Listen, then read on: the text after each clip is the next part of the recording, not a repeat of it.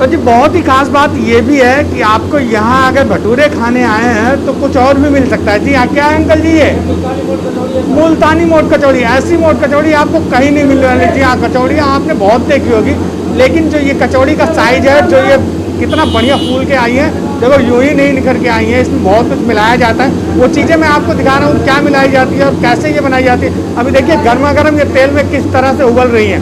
बहुत ही बेहतरीन स्वाद आपको मिलने वाला है यहाँ पे। तो अंकल जी आप बताएंगे इसमें क्या क्या मिलाते हैं? जी क्या क्या मिलाते हैं जी? और दाल की स्टफिंग होती है फिर इसमें।